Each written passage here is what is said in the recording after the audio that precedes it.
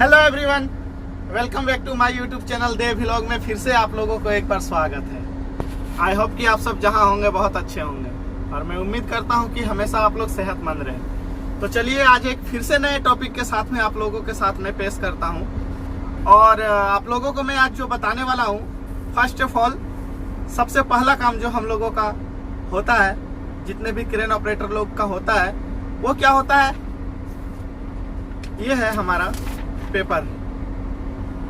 ये पेपर है और इस पेपर का नाम क्या है, मोबाइल क्रेन डेली चेकलिस्ट। ये है मोबाइल क्रेन डेली चेकलिस्ट। तो इस पेपर को हम लोगों को क्रेन स्टार्ट करने से पहले इसको भरना बहुत ही जरूरी होता है। एक बार आप लोगों को पूरे क्रेन में चेक करके इस पे हाँ या ना, यस या नो, हर चीज का कॉलम बनाया हुआ होता है, जो कि मोबाइल क्रेन का डेली चेकलिस्ट होता है, उसमें बनाया हुआ होता है। तो इसके बारे में आप लोगों को मैं आज जानकारी देने वाला हूं कि ये मोबाइल क्रेन चेकलिस्ट होता क्या है। तो ये मोबाइल क्रेन जो चेकलिस्ट होता है, ये बहुत ही जरूरी है सारे क्रेन को चेक करके भरने के लिए। तो इसको क्या होता है, सबसे पहले तो इसमें क्या है कि इस पेपर में सबसे पहले आपको कौन सा क्रेन है, कौन सा कंपनी का क्रेन है, कितने टन का क्रेन है, वो आपको जो रिक्वायरमेंट लिखा हुआ होता है उसमें आपको फिल करना पड़ेगा। उसके बाद में लाइसेंस नंबर जो है ऑपरेटर का, वो आपको डालना पड़ेगा। मॉडल नंबर जो क्रेन का है, कितने टन का है, वो डालना पड़ेगा। ऑपरेटर का नाम है वो डालना पड़ेगा और आवर्स या किलोमीटर जो चलता है वो आपको फर्स्ट में फिल करना पड़ेगा। जो कि यहाँ पे कॉलम बना हुआ होता है वहां पे आपको फिल करना पड़ेगा। उसके बाद से हर एक डिपार्ट का देख लीजिए। आपका फ्रंट में क्या होता है, फर्स्ट नंबर पे जो है फ्रंट, रियर बूम और ड्रम। तो रियर बूम और ड्रम जो फर्स्ट में होता है उसमें आपको सारा चीज चेक करना होता है। एक बार आप देख लेंगे तो उसमें सब कुछ आपको समझ में आ जाएगा कि सही है या नहीं है। उसमें आपका मोटर आता है, ठीक है, गैस सिलेंडर लीकेज है या नहीं है वो आप देख लेंगे।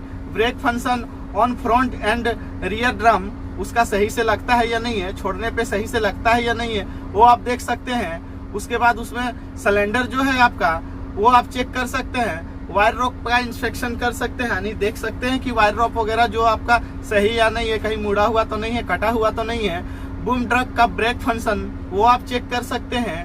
हुक जो है वो ये चेक कर सकते हैं उसको। इतना आपका फ्रंट रियर ड्रम में आप बूम ड्रम में चेक कर सकते हैं।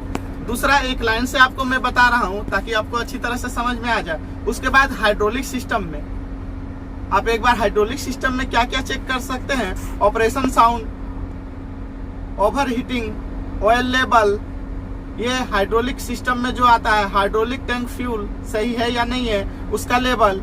हाइड्रोलिक हॉस एंड पाइप जो 4 लीक्स उसका है या नहीं है। तो ये हाइड्रोलिक का इतना जो होता है, आप हाइड्रोलिक में इसको चेक कर सकते हैं। यानी हाइड्रोलिक में 1, 2, 3 जो है, इसमें से क्या है, ऑपरेशन के दौरान आपका ओवरहीट तो नहीं हो रहा है, ओवरहीट तो नहीं हो रहा है ऑपरेशन के दौरान, वो आप चेक कर सकते हैं। हाइड्रोलिक टैंक फ्यूल सही लेवल पे है या नहीं है, वो आप चेक कर सकते हैं। उसके बाद हाइड्रोलिक जो हाउस पाइप होता है वो कहीं से लीकेज तो नहीं है, फटा तो नहीं है, वो आप चेक कर सकते हैं। तो ये हाइड्रोलिक सिस्टम में आप इतना चेक कर सकते हैं स्टार्टिंग में। उस पे आप इस चेकलिस्ट पे दिया हुआ है, उसको आप चेक करके साइन कर सकते हैं। ऐसे भी आप मैनुअली आप चेक कर सकते हैं, ये आपके लिए आसान होगा और दिक्कत नहीं होगी बाद में। उसके बाद से आप आ जाइए तीसरे नंबर पे जो है टायर एंड व्हील। जो टायर आपका होता है, टायर और व्हील यानी कि एक ही उसमें आप उसको चेक कर सकते हैं सही है या नहीं है। Check all wheel, rim and mount bolt. जो आपका टायर है, टायर का सारा बोल्ट वगैरह सही तो है या नहीं है, वो आप चेक कर सकते हैं। Check all tyre for cut, कहीं से उसका कट उठ तो नहीं लगा हुआ है टायर का, उसका वायर उठ तो नहीं निकला हुआ है, वो आप टायर में चेक कर सकते हैं। Check all tyre for proper air, उसका सही है या नहीं है, हवा सही है या नहीं है। उसके बाद बोल्ट का नट जो है, लेस उसका मिसिंग तो कोई नहीं है, सारा बोल्ट में कोई एक आध दो खुल तो नहीं गया है। ये आप इतना टायर और व्हील में एक्सेसरी में चेक कर सकते हैं इतना। और तीसरे में आप आ जाएं इलेक्ट्रिक सिस्टम।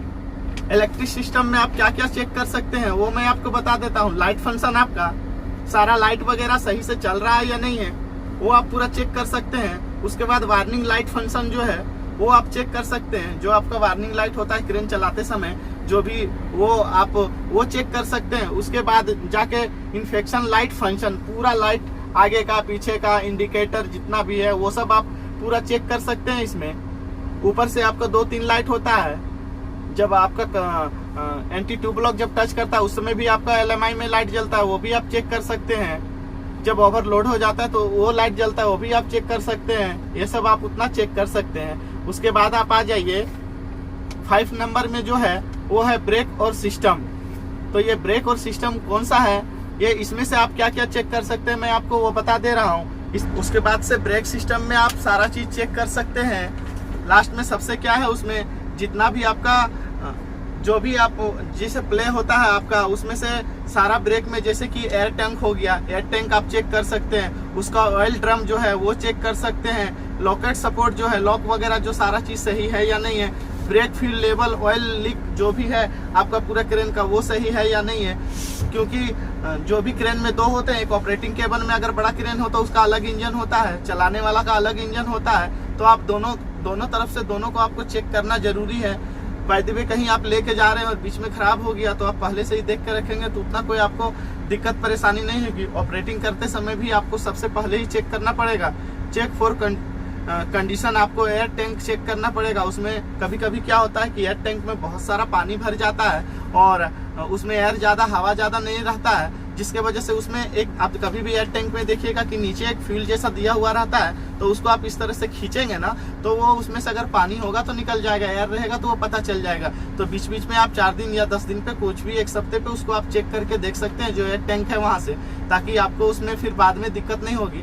नहीं तो उसमें पानी भरा हुआ ज्यादा रहेगा तो आपका ब्रेक सही से नहीं लगेगा। तो वो सब चीज आप ध्यान दीजिए। ऑपरेशन ब्रेक जो कंडीशन है, पार्किंग ब्रेक सही है नहीं है, तो इतना सारा चेकलिस्ट में आपका होता है। तो इतना सारा चीज आप ऑलरेडी चेक कर सकते हैं और इसको फिल कर सकते हैं। और ये चेकलिस्ट हो या ना हो, आजकल क्या है कि हर जगह पे चेकलिस्ट आपको मिलेगा ही मिलेगा।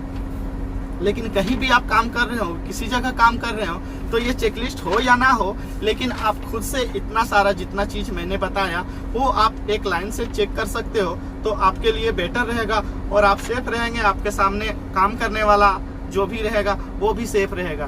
तो चलिए, मैं उम्मीद करता हूँ कि मेरा आज का जानकारी आप लोगों को अच्छा लगा हो। और चलिए, इसी तरह से नेक्स्ट वीडियो में आप लोगों को फिर से लेके आऊँगा।